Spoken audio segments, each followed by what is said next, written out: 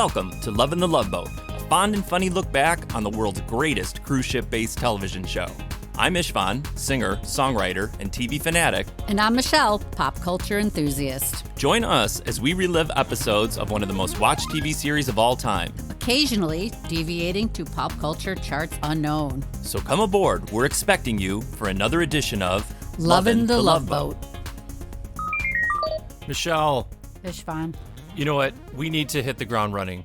I'll say, this was an emotional roller coaster this time. Well, that is true. But also, it was longer, right? The episode was a longer episode. Yeah, it was like an extra 15 minutes. This one was like a little extra long, and there is good reason for that. There most certainly is. All right, so welcome everybody. I think we are just going to dive right in. It is me, it is Michelle. There is Pico the cat, if you hear a distressed cat somewhere down here with us, and I think our dog June as well. So it is star-studded today. It's a family affair. It is. All right, so let's get into our three storylines as always. Ready? Here we ready. go. First, we have A Time for Everything by Lee Aronson. We also have The Song Is Ended by Lon Okun. And finally, we have Accidental Cruise by Steve Hoffman and Dave Hackle. Two people for that one. Took two to write that powerhouse storyline. You can see why. Interesting. Well, I'm going to go down the guest list. Please do. Okay, first and foremost, we have the great Richard Dawson as Bert Buchanan. Yes. He's a songwriter, famous songwriter, but I'm assuming, right, Bert Bacharach? I would think so. It's a play on his name. Yeah, they're basing it on him. Mm-hmm. Who else do we have? Robert Goulet. Robert Goulet! He plays Charlie Godwin or Goodwin? I think it was Godwin. Godwin. Everybody knows who Robert Goulet is, I think. I don't. I know who he is. But I was going to ask you, like, Robert Goulet, was he best known as, like, a singer? Yeah, he was in Camelot. I already was singing Camelot to you earlier. You know, this is going to come as a surprise to you, but as a child, I wasn't really into Camelot. That's like his famous role. Yeah. Camelot. I wasn't a Camelot head as a child, so I knew who Robert Goulet was. You know, he's kind of an unmistakable character, but I did not know what he was famous for. Oh. Then we have Juliet Mills as June Godwin. Yes. Sister of Haley Mills. Fun fact. She's married to Maxwell Caulfield from Grease, too. Who's that? The cool rider. Oh, okay. And, fun fact, she's 20 years older than him. Hey. Right? More power to her. Tip of the hat to you, Juliet Mills. Yeah, they're still together, too. Very good. And then we have the iconic Soupy Sales. You know what, you guys? And Victor Marshall. Now, this should come as no surprise. I love Soupy Sales. Who doesn't? I love his sons, Hunt and Tony Sales, who were in Tin Machine with David Bowie and played with Iggy Pop at one of the best times on the Lust for Life record, one of his best records. I love the Sales families. I found the role that he was in kind of a strange choice for him. Yeah, he wasn't very comical. No, his whole thing is about being a clowny guy. Maybe he was like, he needed something, he wanted to try something different. And I guess we got to like say that's kind of cool. But boy, I felt like that they really didn't utilize the strengths of Soupy Sales on this episode. Not at all. But they did use the strength of Joanne Worley. Absolutely. Who played Sandy Beale. You ain't going to go wrong with Worley. Oh, no, she's awesome. Then we have Loretta Swit. With a powerhouse performance, in my opinion. Holy cow. Anushka. Yes. Then we have somebody named Melanie Britt, who played Georgiana. Oh, good. I didn't see that name. And then last but not least, we have our introduction of Little Miss Jill Weland. Yeah. As Vicky Stubing. Talk about another back-to-back powerhouse performances from like a 12-year-old Jill Weland was pretty amazing on this episode. Although she was saying she was 10 on this, but I know she was older in real life. But, yeah, and I'm going to just start with it. Once again, a child is left on a cruise by themselves. Yeah, she wanted, like, her aunt was, her aunt Dolores, was it Dolores Strickland? I think so.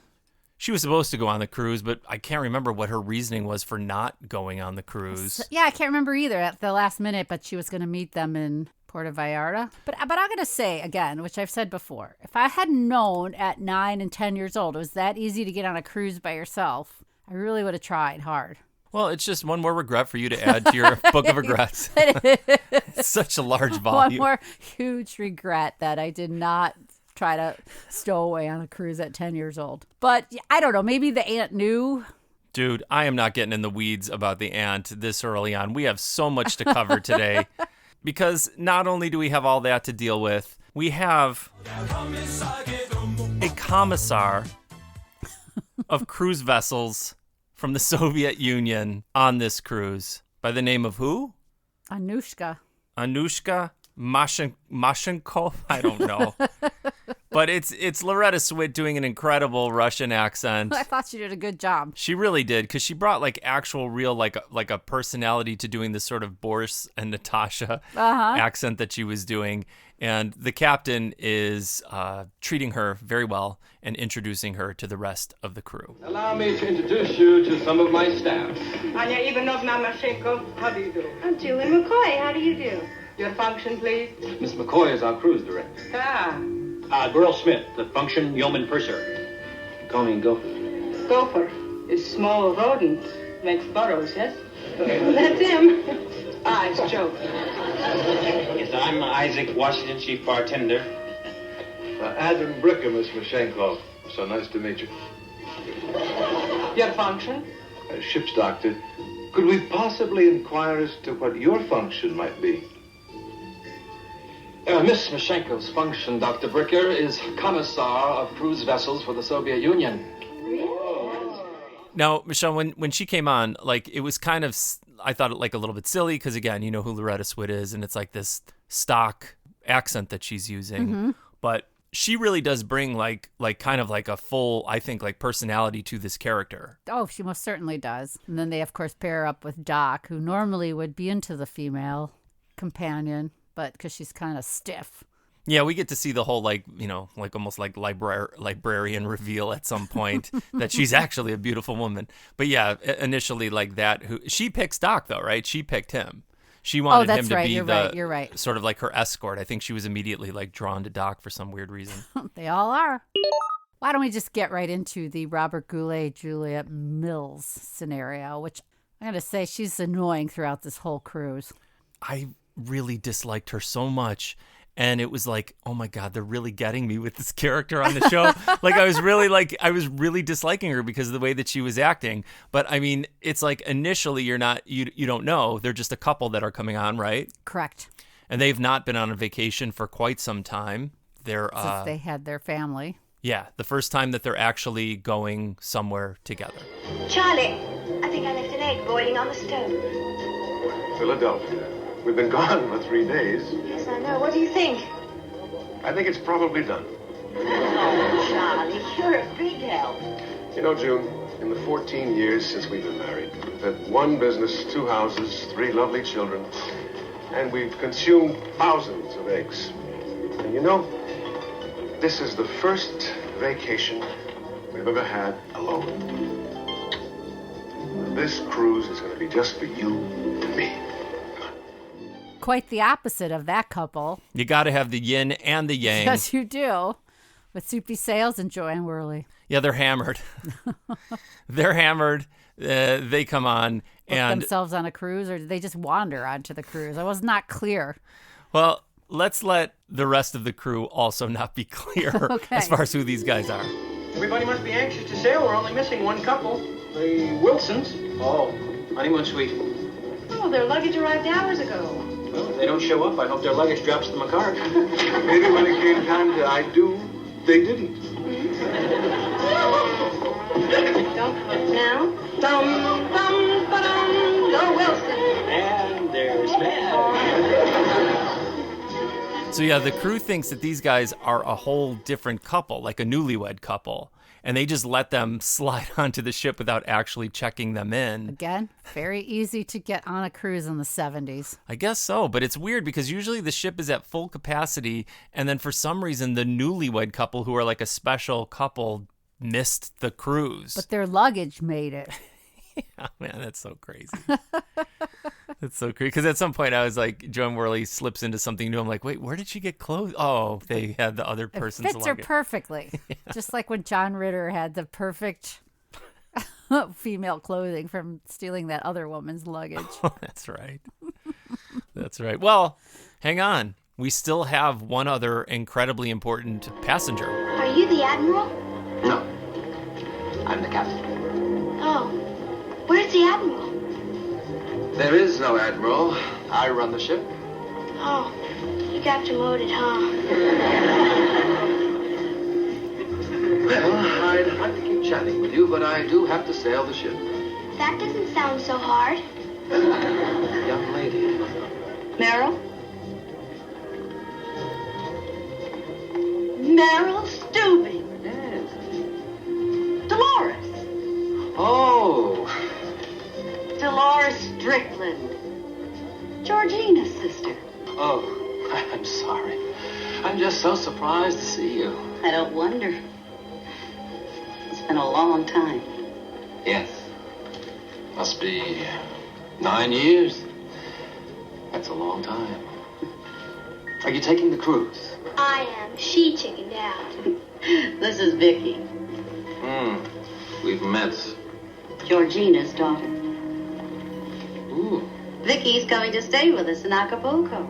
I planned to take the cruise with her, but some last-minute things came up. Her heart was set on the cruise.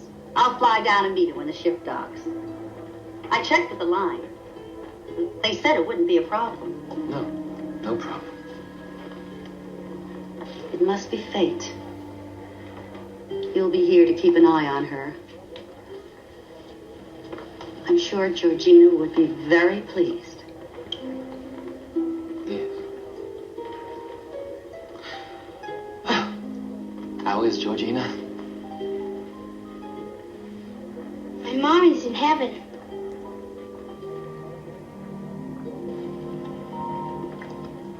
I thought you knew. Georgina passed away 8 months ago. I'll start by saying Jill Whelan was a very cute little kid actor. She was super, super cute. And I thought, like, sometimes it's kind of amazing kids that have that capacity to be that good of, like, actors, at that age is kind of wild. Because, holy mackerel, man, did they lay a bunch of heavy stuff on you? Oh, my gosh. I was, like, weepy through their whole scenario.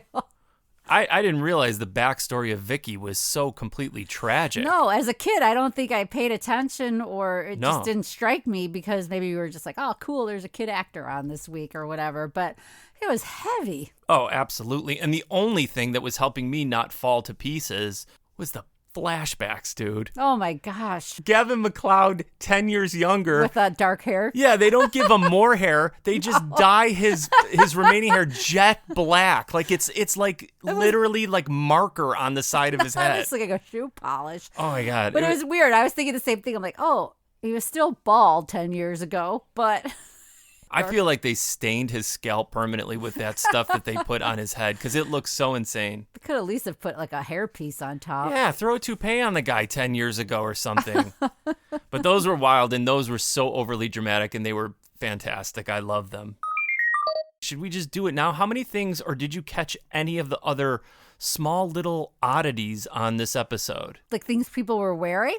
That's one of them. Did you see Robert Goulet's frog pin? Yeah, what was that? I don't know. I have that right in my notes. I'm like, what was the meaning behind the frog pin? Was it an Illuminati symbol, like in some weird lighthearted way?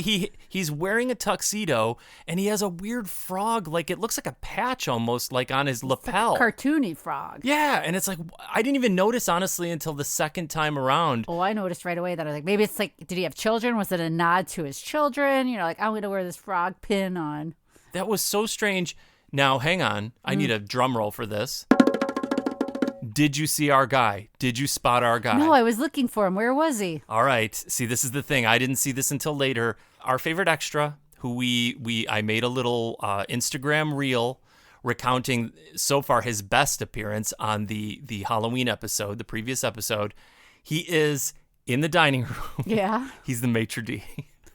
So you've got to look when I believe Robert Goulet comes in. If you look over his shoulder, he's in there fake talking to guests as they come into the dining room. Well, interesting that you say that because this Internet Movie Database time had all these like extra characters on there. Mm-hmm. And there's two that they had as waiters, John Marlin and Kenny Studer. I'll take your word for it. And I need to look those names up. And then they had a character, it says passenger, Johnny Disco. But it said passenger. You said he was the maitre d'. I don't know, dude. We can't like guess at this now. I'm just telling you. I want to say his name is Johnny Disco just based on his Let's for character. this point, But this I'm gonna point look up the other forward. two guys. No, too. his name is Johnny Disco as far as I'm concerned, because that kind of does make sense. Yeah. And again, just quickly, there also was during a musical number in the lounge, our favorite candle holder has a starring role on the piano. Like they placed it weirdly on the piano, and I don't know why they did it. And I took a photo of it, and I will be posting that picture of our favorite candle holder. Well, let's get back to Robert Goulet, Juliet Mills, and Richard Dawson, because they used to be almost like a writing duo in their college days. Yeah, that's their backstory. Richard Dawson, like we said, is sort of a Burt Bacharach character. He's very well known. And his former, I think, like college roommate, which is Robert Goulet, he also was a songwriter, but his life took a different path. Yeah, of course, it's kind of like the other story before with Isaac and the other couple. Yeah. It's a similar story, but she got pregnant, and so he took the path of family man working in advertising. And Richard Dawson went on to great success as a singer and a songwriter. Meanwhile, she's miserable because she misses the excitement, I guess, of having a songwriter husband. She is a nightmare. She is a total and complete nightmare, because every woman who has like a musician spouse or whatever, it's like, it's not an easy life. Like a woman, normally would maybe be like, kind of like, oh, wow, he made this sacrifice. He gave up what he liked to go into like this other business to make money. But she's disappointed that he didn't stay in music. It's crazy. It doesn't make any logical sense to me whatsoever. And she's just being mean to him the whole time. Right. Well, he never wrote a song about her. Oh my gosh. Did she write a song for him? No. Did she write him a poem? Why has he got to write her a song? He's off there making the deals, doing the advertising. And she's making eyes at Burt Buchanan. Oh my gosh, she's totally throwing herself at this guy, and Goulet's like accepting it like very valiantly. It's just absolutely crazy. Yeah, I didn't understand like the dynamic there, because he's trying, he's working a job, he's Well, you and know what? then he's taking all her abuse. Yeah, it's terrible. Let's just jump. We got a jump cut now. If you're bringing this up now, we got a jump cut, because they don't even know he's on this ship. I don't know how, because it seems like a big deal that this big star's on the ship. They don't even know he's on the ship. And then they go to the dining room, and then Johnny Disco's there as the maitre d'. And then the next thing you know, they're bringing out flaming ducks from the kitchen for some reason. How cool was that? Don't get in the way of my flaming duck story. And the next thing you know, they see old Burt Buchanan sitting at the table, and he screams at him across the way, and then they all have some kind of reunion. I don't believe it. Who was the greatest songwriter ever to come out of Syracuse University? I was. How about the other half of that exciting team? Bert? Oh, Bert. Bert! Will you excuse me? Come here. Charlie! Hey, how you doing, son? I'm doing fine. 13 years. You're looking great. You're looking pretty good. Oh, and you're lovelier. And you're more famous. You still married to this bum? Great, I guess. Yeah. Oh, swell. Once again, I keep harping on this, but Vicky, not only is she on this cruise alone, but then she gets her own room. She's a little kid, Yeah, I know. It's so weird. so of course she's scared. Well, I'm sure that we can provide some amusing activities for you while you're aboard. Huh? You'll have fun. You're a nice man, Captain Stubing, but you should learn to relax. Go here. Did you hear something? What kind of something? Probably a monster. Oh, a monster.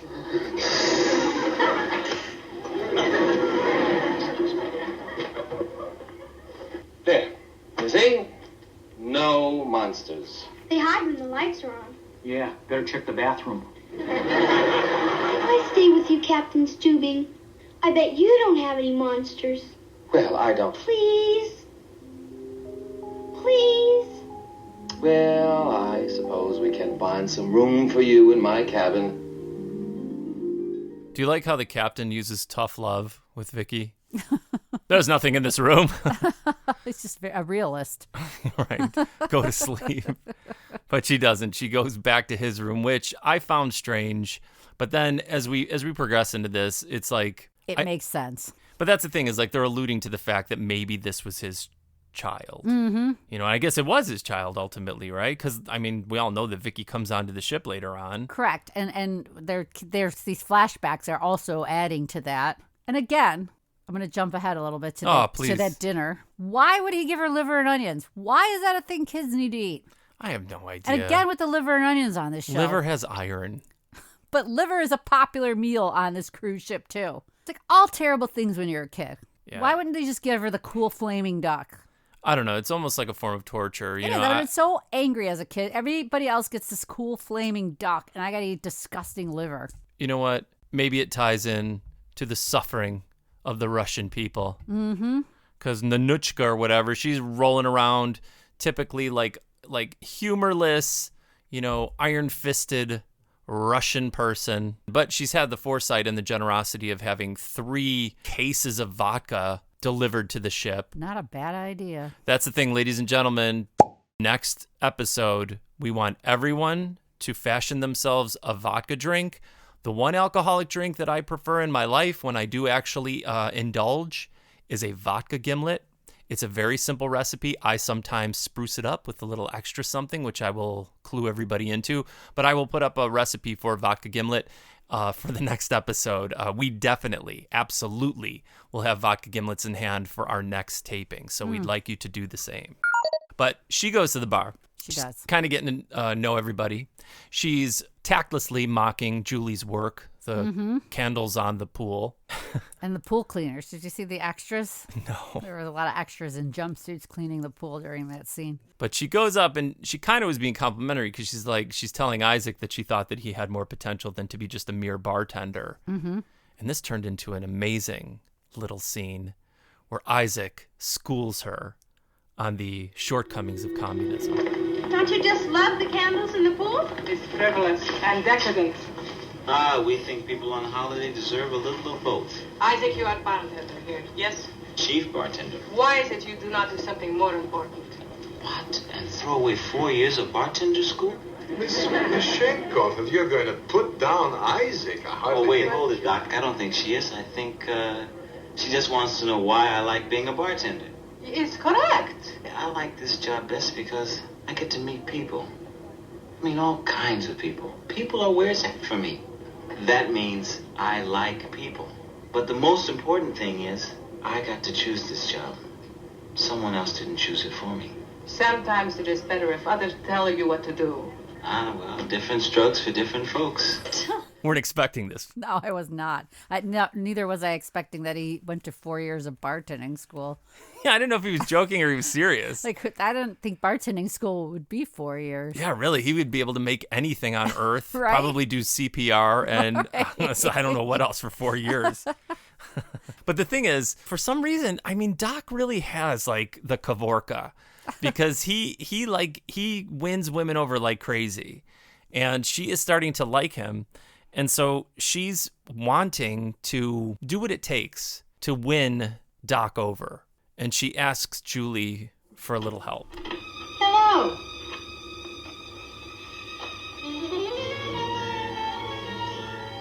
I want to be slinky. Michelle, I don't know if Soupy Sales and Joanne Worley were drinking vodka gimlets, but these two finally kind of sober up a little bit and realize the complicated scenario they are involved in. Mr. Marshall. Where are we? This isn't your apartment? Certainly not. Good Lord, we're surrounded by water. Maybe the water cooler exploded. I fail to see the humor, Miss Beale. Let me see. We were in the office, and I was giving you a letter to Mr. James McWhirter of Unified Marine Products. Right. Then Mr. Gerber came in and dragged us to an office party. Which I make it my policy never to attend. Boy, that was some fruit punch. Remember you said something about taking me to see that new Japanese freighter in port? Good Lord, we're on our way to Tokyo. Pretty fancy freighter. Well, do you remember anything else? You know, like, well, did we... We had trouble making sense, let alone whoopee. We've got to go find the captain. I want to apologize, Miss Beale. Your reputation has been compromised. I wouldn't say that, but we could work on it. They got drunk at an office party, apparently, and booked themselves on a cruise. They didn't book themselves. They just wandered onto a cruise. Yeah, they wandered on. Like he wanted to go show her some kind of ship or something like that. It was like the weirdest, weakest. It took two people to write this right. storyline. Two people to write their storyline. And so they wander onto the ship just accidentally, and they were at like an office party that he normally didn't do. Again, he's playing like this straight-laced guy, and it was killing me. Me too. I wanted to see full-on Soupy Sales going nuts, and he was just totally playing it straight, and it was kind of frustrating. Right. But we find out Joanne Worley has always liked him, so she confesses anyway right out of the box. Well, he has that trademark 1970s guy wire, like steel wool hair combed hard to the side. And I think that really was, all women have a different type. And women really were drawn to that kind of guy. Kind of sad that the Brillo comb over isn't a thing. Brillo, that's good. Isn't a thing anymore. I'm sure it'll make a comeback. I'm sure it will. There'll be a lot of elderly ladies getting excited again. Now, hang on. Like I said, there's one of the greatest tropes of all time. Some sort of like either nerdy woman or straight-laced woman, all like sewn up. And then all of a sudden, they do some slinky magic. And all of a sudden, they come into the dining room, and Doc sees that instantaneously. And abandons his flaming duck. Oh, he throws that duck to the ground. I would never leave that flaming duck. You're chowing down. And he makes a beeline for Anushka. And they begin their cruise ship romance. Doctor appreciates transformation, yes? Appreciates? The doctor's stunned. Can I buy you a drink? Draw you a bath? Give you an alcohol rub? Not like alcohol rub. Have already have bath. I take drink. Of anything. Waiter. Champagne. Oh, champagne, no. It's not a drink for the proletariat. Well, what would you like? Oh, I would like my vodka. Waiter, some of Miss Mashenkov's vodka. So they are drinking vodka shots all night long. They didn't even eat dinner, it looks like. Yeah, well, that's true. They don't even eat. It's just like they're drinking. And Doc's kind of drunk. So I started thinking, what if there was an emergency on the ship? You know what would happen? Isaac, after 4 years of bartender school, would go in and he probably would save. He did know how to get that ship out of the storm. So. I think we all know who the real like person in charge is. It's Isaac. It's always going to take care of business when everybody else is goofing around. Bartenders are the best. They know everything. Oh, he does. Mm-hmm. So Michelle, like after like I think traditionally it only takes maybe like a 5-minute nap to completely sober up from being so drunk that you've wandered onto a cruise ship that you don't belong on. And that's exactly what happens with Soupy Sales. And he does not find this situation funny at all. Nope. But Joanne is seeing the potential fun in this. And she just kind of wants to take advantage of, what they've walked into and have a good time.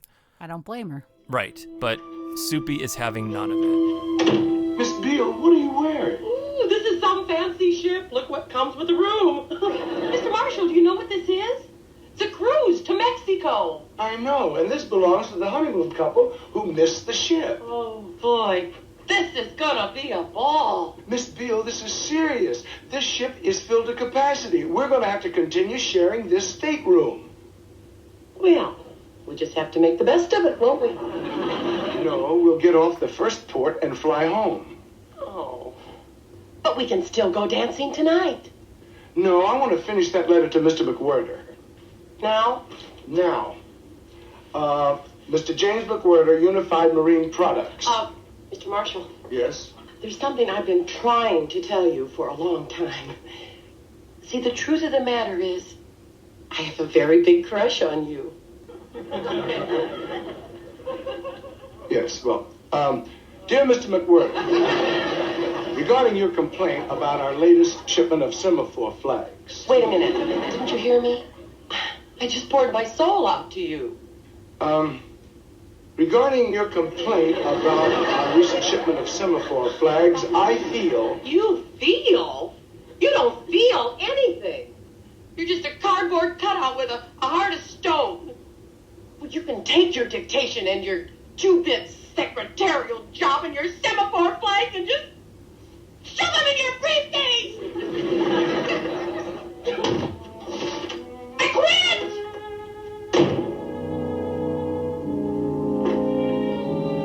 You've thrown away a great pension plan. If you wandered onto a cruise ship, here's my analytical brain again. Why would you expect her to take dictation?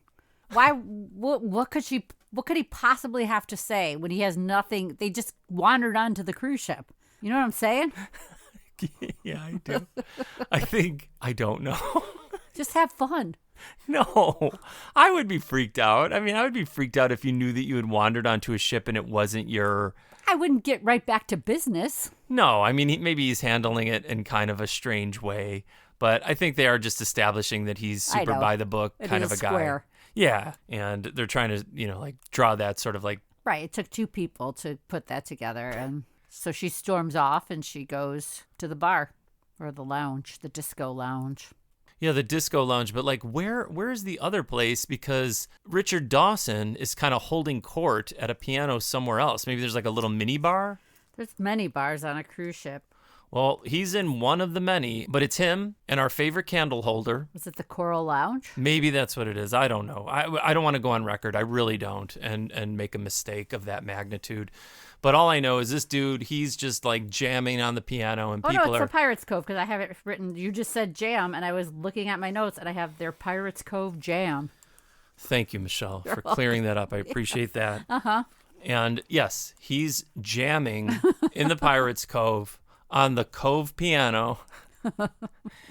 And he introduces his two friends, and then he lures Robert Goulet to sit next to him and sing the stupidest song ever written. Yeah! May I introduce June and Charlie Godwin, late of Syracuse University. Very late. Now, this is my old girl. He's my old friend and collaborator. As a matter of fact, perhaps the better songwriter of the two of us. Which is probably why she married him, because as you can see, it certainly wasn't a matter of looks. Well, how about a song you wrote together? You see, the requests for my music never stop pouring in. Hey, remember this one? No. Well, the rhyming song. Oh, why? Come on, you want to hear him do it? Yeah. It's the first big hit. Here we go. Remember it now? Let's go. Honey, you're my sweet sensation. I don't want no imitation. You're a positive inspiration, filling me with dedication, kind of exhilaration, fascination, adoration, and to make a generalization, baby, I love you. Second verse, same as the first. Honey, you're my sweet sensation. I'm not going to lie, that song made me angry. Why? It was so annoying. It was so fun. And they were having a great time. Oh, yeah, the people gathered around were having a great time. It was wacky. It was. And they're like overdubbed singing. Or at least Richard Dawson's was. Like, he must have recorded his vocals later. Because Robert Goulet at least sounded like he was actually singing live there. Was Juliet Mills being a total B in this situation too? Like, can't remember. Like fawning over Richard Dawson right in front of her was. husband. Oh my gosh, it was awful. And so they're at this point though, they're having fun. It's like you would think. I was thinking that like Robert Goulet was going to be really like jealous of him or angry of him because he also was supposedly like a really good songwriter. He was happy to see him. They were having like a nice time together. All this stuff stemmed really from her. She was causing kind of all these problems. And the one thing that I wish Vicky could have included them and their problems in her seriously serious prayer. And please bless Julie and Gopher and Doc and Isaac, and especially Captain Stubing, because he's very nice, even if he doesn't want people to know. And God, please take care of my mommy. and make sure that she doesn't hurt anymore. Amen.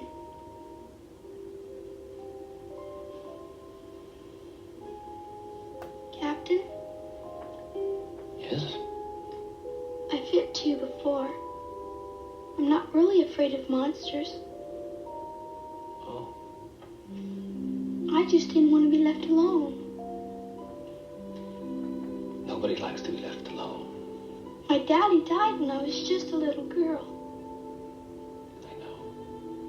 I hardly remember him at all. But my mommy... Sometimes I miss her. I miss her so much.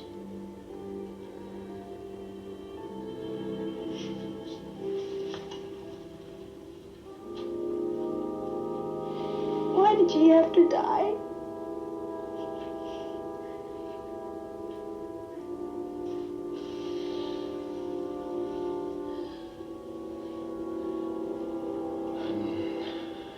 Not sure I have a very good answer for that.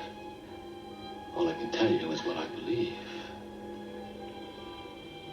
And I believe that there is a time for everything. And even though it hurts, we don't understand. The time for some things is not for us to decide. You mean it was time for Mommy?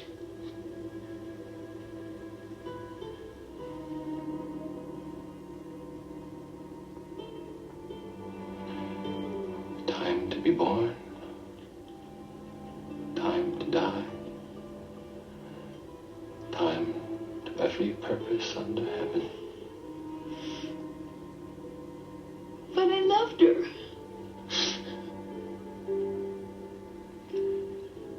So did I.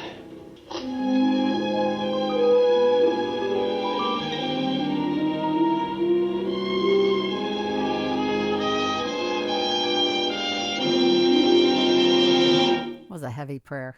Oh my gosh, it absolutely was. And Michelle, you know, to your thing where you were fascinated with the super close-ups, there are tons of super close-ups in this episode. I know. Oh my gosh, and they are zoned in on her as she's saying this very somber prayer, and it was incredibly powerful. And then there's like that powerful, like the captain walks into the back frame because he's listening to her prayer. Oh, and is this where he like kind of like she's like saying about like losing both of her parents? I think so. This was insane, you guys. This was so heavy, seriously. And I needed to lay down. Like, it was just like this poor girl loses her father when she's just little, and then her mother when she's only supposedly like 9 years old, or because she would have been younger before coming on this cruise. Her mom died 8 months ago, she said. My God. So she was like probably like 9 years old. And this child has dealt so much tragedy in her life. Michelle, at this point, were you praying for Joanne Worley to hook up with Soupy Sales? I was kind of praying for her to find somebody else. Someone else, yeah, really. I mean, I know she was goofing around with Gopher to make him jealous, but... Right.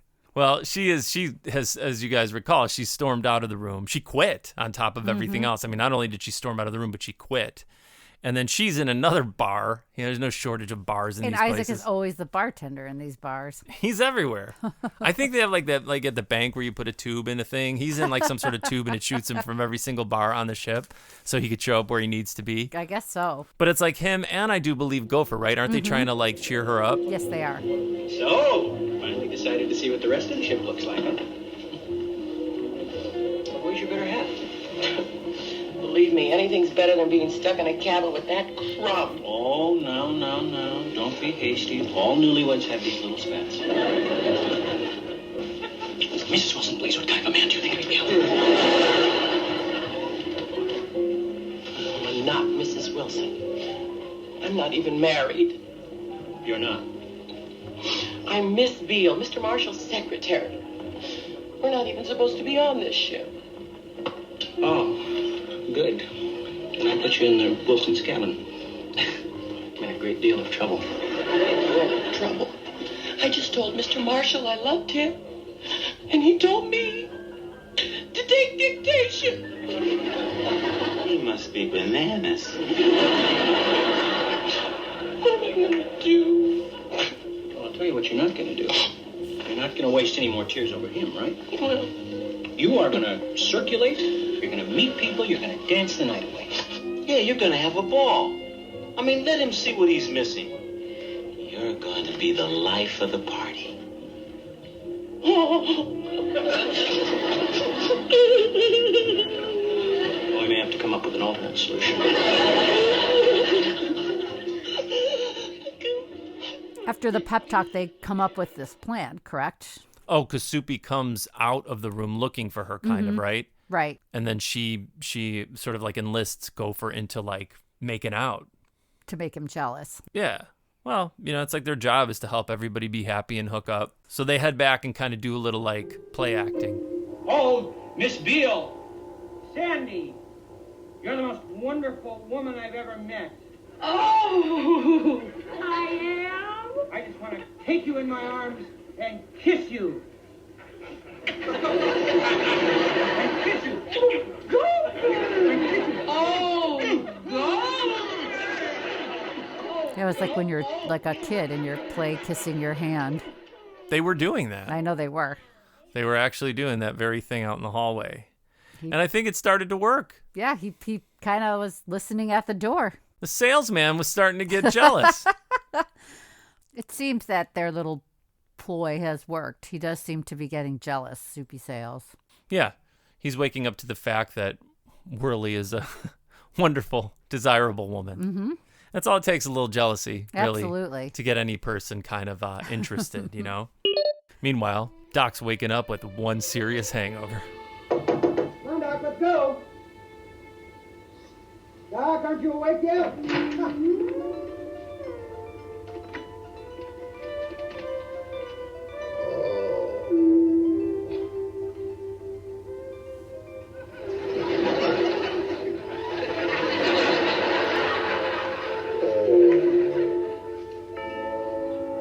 Dearly beloved, we are gathered here today to say goodbye to our late friend, Adam Bricker. What happened to you? I don't know. Somebody stole my pajamas. I know I had a vodka or two. And the next thing I remember, I was back in my baby carriage. What's this? Oh. Dear Dr. Bricker, thank you for wonderful evening. I take you to bed. You are good man. A. Hey, she gave you an A. That's her initial. A is for Anya. Oh, I see. Well, Doc, she says here she took you to bed. Oh, that's one for the books, isn't it? Adam Bricker, legendary seducer of women, seduced and abandoned himself. Interesting enough, so he seems to think that she took advantage of him based on her misunderstanding her letter. Yes. And then he, when he confronts her, I thought it was interesting too that he was it was about consent. I mean, there was a whole thing on consent, which I thought was really interesting. Yeah, it was pretty cool because, Doc's furious. You wear no hat? Oh, no, see, that's just an expression. Oh, here he comes. Miss Malenko! I know you're used to a dictatorship, but there are certain things we just don't dictate. We have a two-party system here, and we don't do any lovemaking unless both parties agree. And we don't go around taking advantage of helpless people. I mean, you could have at least asked in a nice way. Excuse me.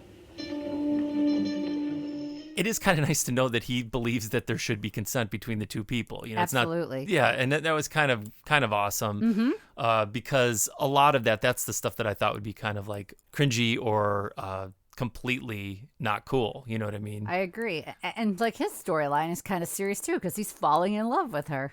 Yeah, it was nice. That was kind of awesome, because so much of what, he's involved in is sort of trivial and just physical. Mm-hmm. Well, I mean, once they clear up their miscommunication, and she tells him that she just tucked him into bed like a baby and folded his clothes and shined his shoes and did a whole bunch of stuff for him.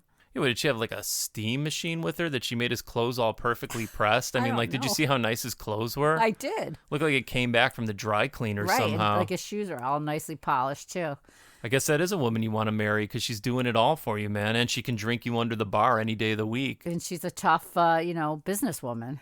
What do you mean a tough businesswoman? Well, because she's in charge of the cruise line. There's no businesswoman in Russia. They tell you what your job is, and that's what you got to do. There's no business involved. You don't have to have any business acumen. She's your commissar. She's what?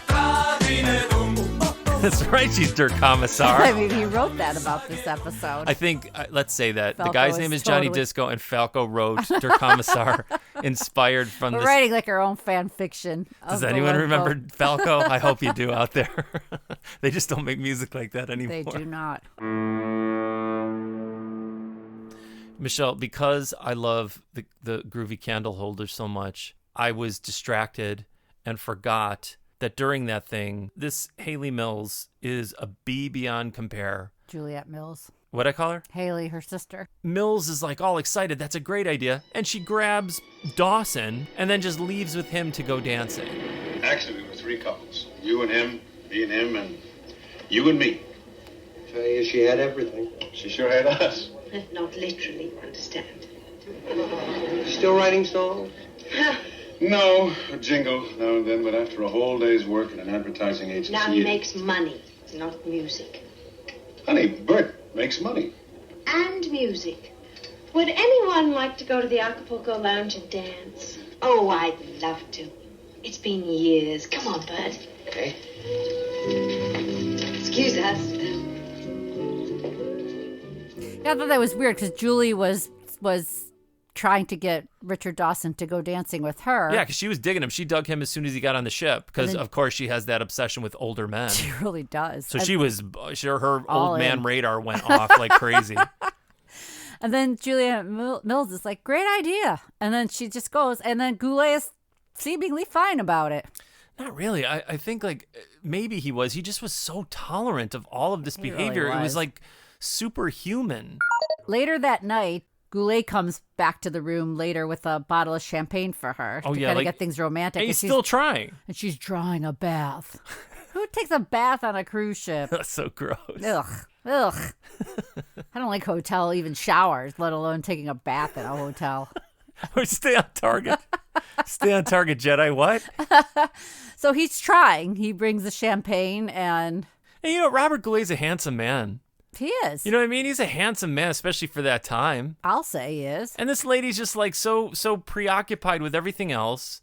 She don't care that he brought the champagne. No, she goes back to her bath and he gets upset. This grabs is my the favorite bottle, part. And he goes. It was my favorite part where I he would have done walked the same right out the thing. door in his he looked great with his little frog emblem on, and he was right out the door. And then she realized that, but that part I really enjoyed. It was so satisfying. Kudos to Lon O'Coon on that scene, man. That was dramatic, and it was awesome. And then Goulet shows up the next morning after being out all night. Uh-huh. The Phantom returns. I'm sorry, I didn't know how late it was. You must have had a hint when it stopped being dark. I just get tired of being compared to Bert. Nobody does that but you. You still blame me, don't you, Charlie? For what? For getting pregnant. For giving you the responsibility of a family when all you really wanted to do was to be free and write songs and be what Bert is. What in hell are you talking about? I wanted our family as much as you did, more than anything.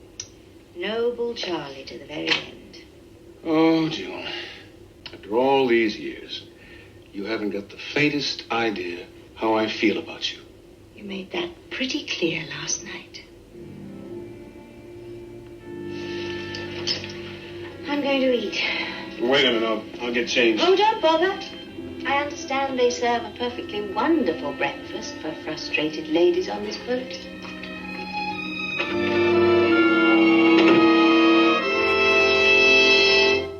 But one relationship on this cruise ship that is going well, Vicky and the captain. She really likes the captain. Have any threes? Go fish. Do you have any jacks? Excuse me. Do you have any jacks? Jacks? Jacks.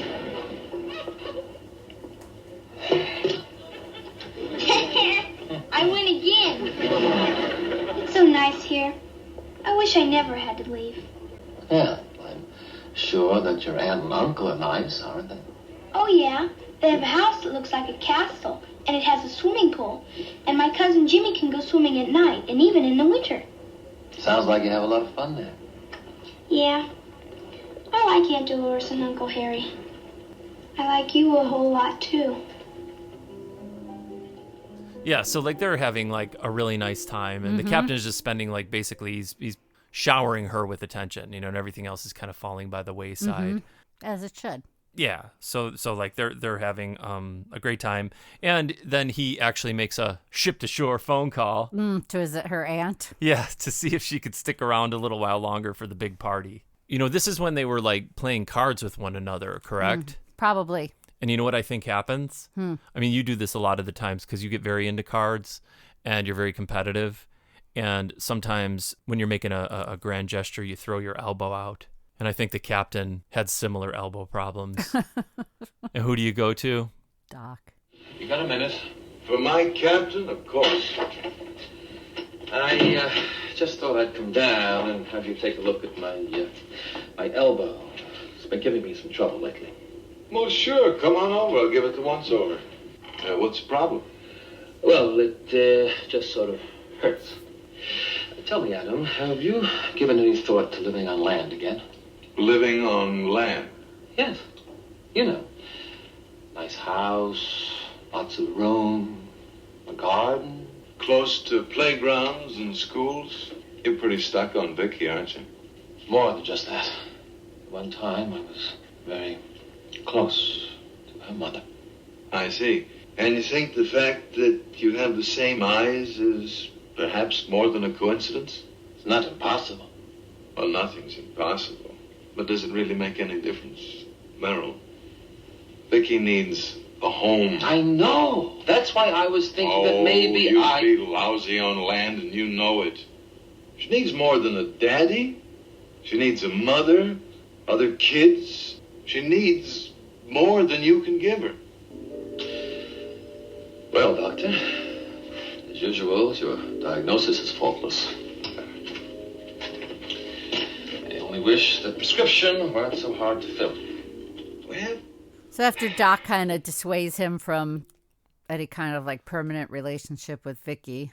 That's some pretty like heavy advice, Well, yeah, and he's right. I mean, the captain would do terrible on land, and then Vicky, that's really no life for a little girl on a cruise ship, unless you're me.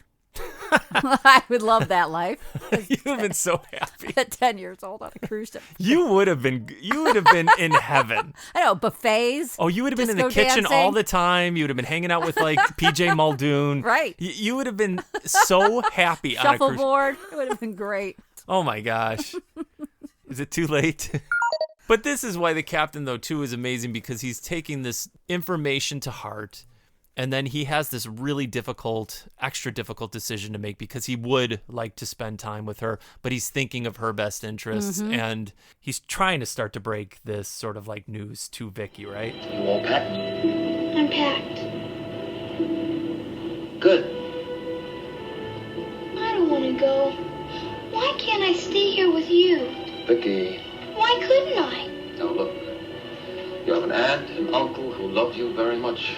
You'll be much happier living with them than with a grouchy old seaman. You aren't grouchy. You're the best.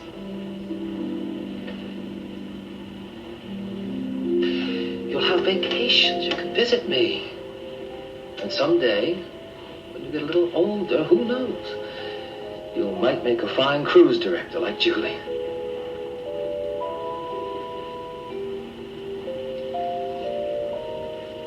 There's nothing in this whole world you won't be able to do when you're ready. You mean like there's a time for everything?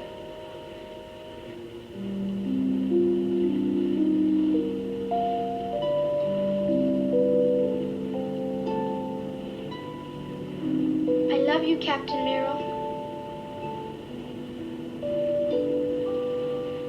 I love you, Vicky.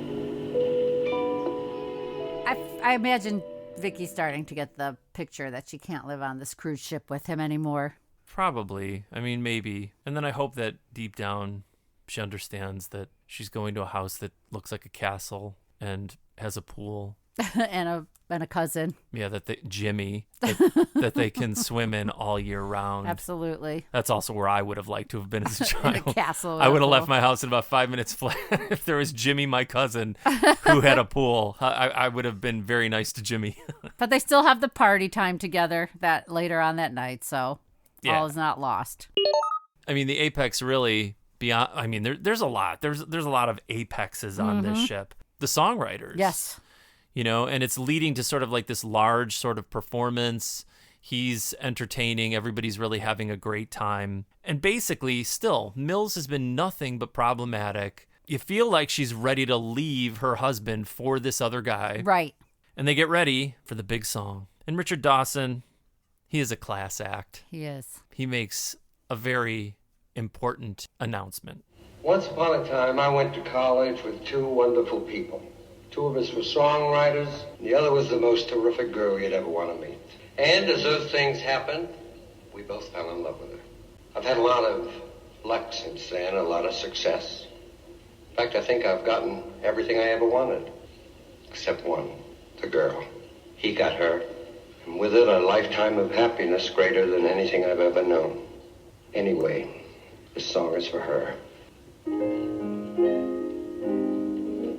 Oh, one other thing. I didn't write this song. He did. Was it so long ago?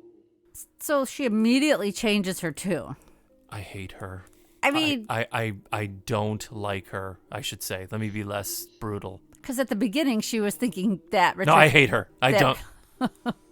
That Richard Dawson wrote the song about her. And thanks to him, that was a pretty gallant move on his part. Because obviously he could have taken that wife away from him in about 5 seconds. Totally could have. Without even trying, he was on his way to doing so. And then he basically saves that marriage, which I don't know if he's doing Robert Goulet a service, to be quite honest. I know.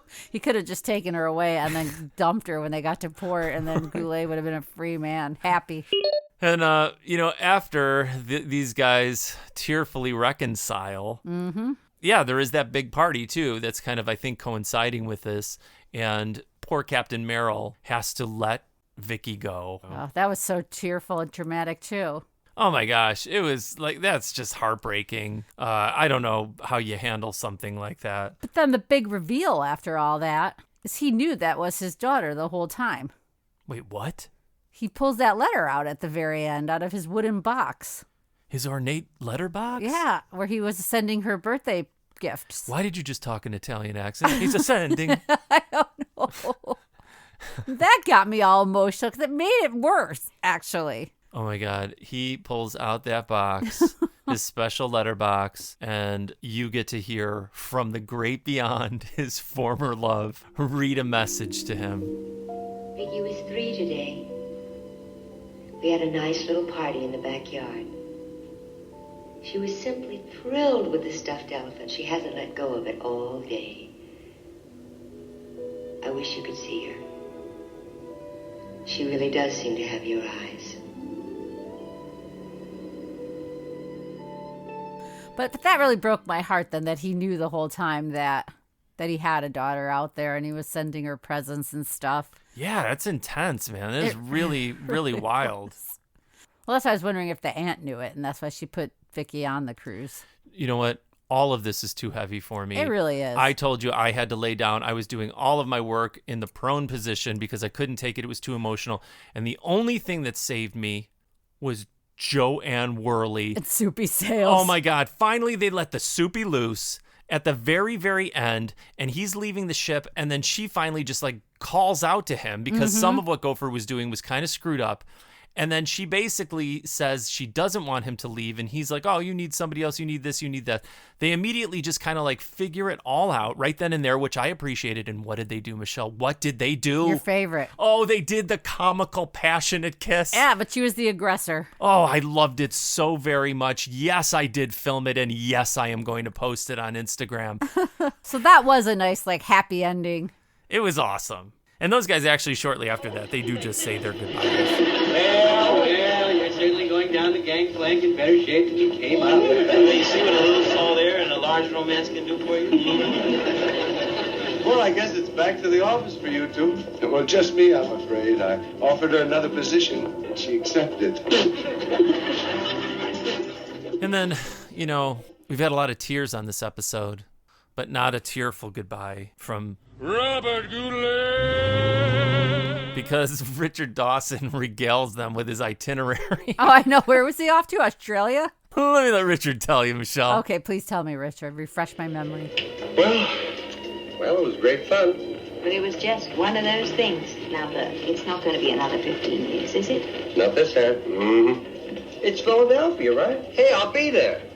I got to go to London for 2 months. Go to Hollywood, make a movie. And then, hey, I'll be there, right? Right. Goodbye, baby. Don't forget his match game career probably came shortly after that, too. Yeah, he had Match Game to do, and then he had to take over the Family Feud, and he had so many things. What was that movie he was in? Jaws. No. Star Wars. Running Man. Running Man. Was it Running Man? I think you're right. Where he was the announcer for the game show? Dude, I like when you ask me a question, but you have all the answers to it. I'm not sure. I'm not sure. I'm not confident in my answer. Be confident, please. Hasn't the Loveboat taught you to be confident yet? No. Like the great Loretta Swit? That's true. Because, dude, were you ready for all this at the end? No, because that got heavy, too, with Doc. You think you're just going to have like a simple goodbye, and before you know it, she is saying goodbye to everyone, and then Doc pulls her over, and what does he do? Proposes. Anushka. Don't go. Stay here. Marry me.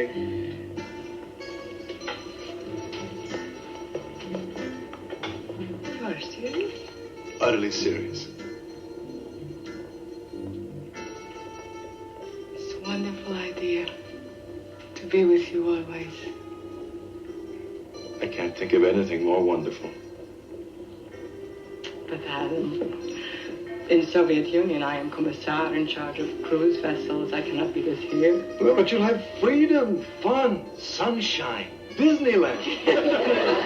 Me?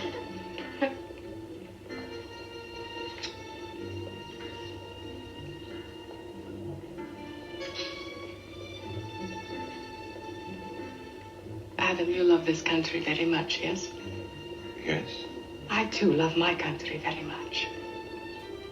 But... Adam, I've never met anyone like you. And I never will again. My heart is filled with love for you.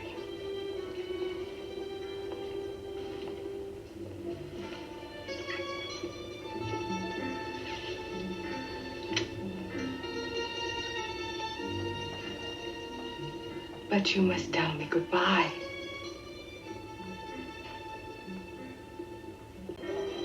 Goodbye, my Anushka.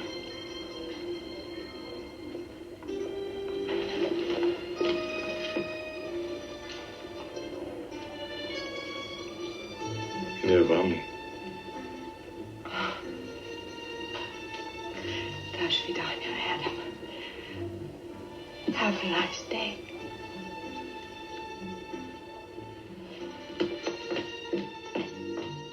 There are so many noteworthy things about this, Michelle. This is one of the most unexpected kind of things, and the longest goodbye, I think, of all of the goodbyes we've had on any episode. And it starts off completely bizarre, where Doc literally proposes to her like a little boy. Right. Where he does his little nod like, yes, which was insane. It was. And then it turns into like a really dramatic scene that I thought was pretty impressive. Mm-hmm. Loretta Swit was great. She was. And it was another close-up. I thought, like, honestly, man, it was kind of like movie-worthy, like, scene between the two of them. Loretta Swit was great. I mean, she was incredible on this, I thought. She was so good. Wild to see Doc proposing, wild to see Doc deciding that he wants to, like, settle with someone, and then finding a way out of that to where it couldn't be. So that's kind of a sad ending for Doc. Yeah, that really was, because he had then decided that he wanted to be with her, and that was really tough. But I guess they are making the decisions that make sense for them, because... Loveboat teaches you everything, and they teach you that life is very complex, and sometimes you have to make choices and choose one thing over another, both of which you would want. Absolutely. We can't have it all, ladies and gentlemen. No, and I'm sure by next cruise ship, he'll find somebody else to hit on. You think? Yeah, I know. Yeah, so guys, this was sort of like a tour de force kind of episode. Again, we need to figure out like how they did it, if it preempted Fantasy Island or what they did. But this definitely probably ran an hour and a half that night. But it definitely did have two really, really heavy-duty things that I thought they handled pretty well. I agree. Yeah, this was excellent, and I thought the people did an amazing job. Let's hope we can get Loretta Swit to react to some of our posts for this, and maybe we can get a hold of her. Maybe. So what is our task for next episode, Michelle? Goulet gimlets. Is that what you're calling it? Yeah. That's a good idea. Thanks. Thank you guys who answered our polls, because we're trying to see how everybody gets the show, what their podcast app of choice is. The reason I'm asking is simply because when I put a story up on Instagram, I'm trying to make those as fun as possible. I like to think I'm succeeding. And I include links always to the show. So I'm just trying to put the links to the podcast apps that people use the most, so it's easy for people just to do one click away. Do you have any idea, Michelle, who is on the next show? You can say no. You can. I caught a glimpse of one person. It's Melissa Sue Anderson. Who's that? From Little House on the Prairie. Oh, I know what it is, because she is then Gopher's sister. Oh, okay. And Doc is involved on that? He's already rebounded. All right. No, this I think it's going to be a good one. Oh my gosh, with Gopher like trying to protect his sister, that'll be a fun scenario for sure. We're in for something next time. Yeah. So you guys, make sure you've got something on hand to sip on the next episode. And until then, I am Ishvan. I'm Michelle. Captain Stubing, please come to the bridge. And we are Lovin' the Loveboat.